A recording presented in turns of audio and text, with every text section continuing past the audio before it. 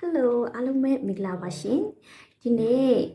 share လုပ်ပေးခြင်းတဲ့ကောင်းစဉ်လေးကတော့ how to be happier ဘယ်လိုမျိုးပျော်ရွှင်အောင်လုပ်မလဲဆိုတဲ့အကြောင်းအရာလေးပဲဖြစ်ပါတယ်အဲ့ဒီပတ်သက်ပြီးတော့မှအချက်လေးတွေ၄ချက်ရှိပါတယ်နံပါတ်1ကကြတော့ you have to be grateful with what you already have ကိုမှအရေးရှိထားပြီးသားအရာတွေကိုကျေးဇူးတင်နေစိတ်နေရမှာဖြစ်ပါတယ်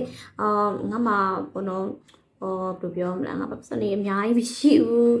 ငါမှကားကောင်းစားမရှိဘူးအဲ့လိုမျိုးပေါ့နော်ကိုမှမရှိတဲ့အရာတွေကိုလေတွေးပြီးတော့မစိတ်ပူပါနေမယ်စားရဆိုဟာငါမှလိုအပ်တဲ့အချိန်ပြင်းတဲ့အချိန်မှာကြည့်လို့ရတဲ့ဖုန်းလေးရှိတယ်ခေါ်ချင်တဲ့အချိန်ခေါ်လို့ရတဲ့ဖုန်းလေးရှိတယ်ပေါ့နော်ငါမှ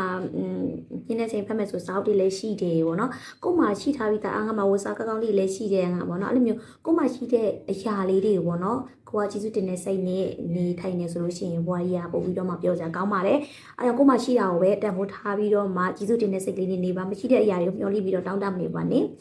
နံပါတ်1တစ်ချက်ပေါ့နော်နံပါတ်2ကကြတော့ meditation တရားထိုင်ခြင်းပေါ့နော်တရားထိုင်နေဆိုတော့ပြောရလွယ်ပေါ့နော်ဒါပေမဲ့လုံးနေတော့နည်းနည်းတော့ခက်တာပေါ့နော်တရားထိုင်တဲ့အခါမှာကိုယ့်ရဲ့စိတ်ကဝင်လေထွက်လေပဲမဲ့တော့ဘာမှမစင်စားတော့ဘူးကိုယ့်ရဲ့စိတ်ကဒီလက်ရှိပြစ္ဆုတ်ပံမှာရှင်တော့ဘာမှမစင်စားဖြစ်တဲ့အတွက်လူကပို့လို့ပြောရတယ်အတွေးများတဲ့သူကလေသူကပျော်ရွှင်မှု level ကအနိုင်ဆုံးအတွေးနည်းတဲ့သူကကြောင့်ပျော်ရွှင်မှု level အမြင့်ဆုံးပါလားအဲကြောင့်အတွေးနည်းအောင်ဆိုပြီးတော့မှဒီ meditation တော့တရားထိုင်ခြင်းလေးပြုလုပ်တယ်ဆိုလို့ရှင်တော့ကိုယ့်ရဲ့ဘဝပို့ပြီးတော့ပြောကြကောင်းမှာဖြစ်ပါတယ်နံပါတ်3ချက်ကကြတော့ stop ranking people how bad they are လူတွေကိုမကောင်းကြောင်းပြောနေတဲ့အရာတွေရက်လိုက်ပါ तू ကမကောင်းဘူး तू ကဘယ်နေရာမှာမကောင်းဆိုလို့အတင်းပြောတာတွေသူတို့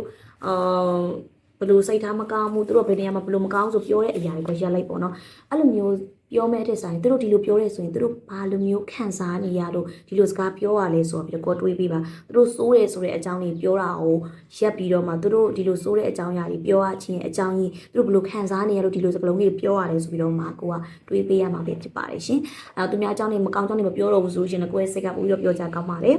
နောက်နံပါတ်4အချက်ကတော့think about that a lot သိချင်းတရားကိုလည်းအများကြီးတွေးပါတယ်ကိုကသိချင်းတရားကိုတွေးလိုက်တဲ့ခါမှာလေလက်ရှိဘလို့ပဲစိတ်ညစ်စရာတွေပဲကြုံရပေါ့နော်ငါတနည်းချငါတို့သိပြီးတော့အကုန်လုံးထားခဲ့ရမှာပဲဆိုရယ်စိတ်နေရှင်းနေတဲ့အခါမှာလေစိတ်ကပို့ပြောစရာကောင်းတယ်ပေါ့နော်တနည်းချရင်ငါတို့သိပြီးတော့ထားခဲ့ရမှာဆိုတော့လေသိချင်းတရားကိုလည်းခဏခဏစဉ်းစားပြီးတော့မှလက်ရှိပြစ္ဆုတ်ပံကိုဖြတ်သန်းမယ်ဆိုရင်လည်းပို့ပြီးတော့ပြောရမှာပဲဖြစ်ပါတယ်ရှင်အဲ့တော့ကိုမပေါ်ပြီးတော့ပြောချင်တယ်ဆိုလို့ရှိရင်နံပါတ်1ချက်ကိုမရှိတဲ့အရာတွေကိုကျေးဇူးတင်တဲ့စိတ်နဲ့နေပါပြီးတော့ meditation တရားထိုင်မှတွေးရရင်အနည်းဆုံးဖြစ်အောင်လျှော့ပါပြီးတော့မှလူတွေမကောင်းကြောင်းပြောတာတွေကိုရပ်တတ်မှာလူတွေမကောင်းကြောင်းပြောရတယ်ဆိုတော့သူတို့ဘာကြောင့်ဒီလိုလေးပြောရတာလဲဆိုလိုမျိုးပေါ့စဉ်းစားပေးရမှာဖြစ်ပါတယ်နောက်နံပါတ်4ချက်ကကြတော့သိချင်းတရားအကြောင်းကိုများတွေးပြီးပေါ့နော်ဒီနေ့ကျတော့သိမှာပဲပေါ့နော်တရားကြီးဒါအများတန်း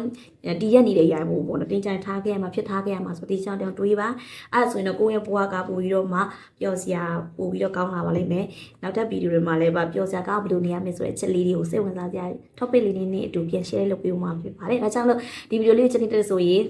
subscribe like and share လေးလုပ်ပေးပါဦးရှင်အားလုံးပဲတားပျော်ရွှင်တဲ့နေ့လေးပိတ်စင်ကြပါစေရှင် bye bye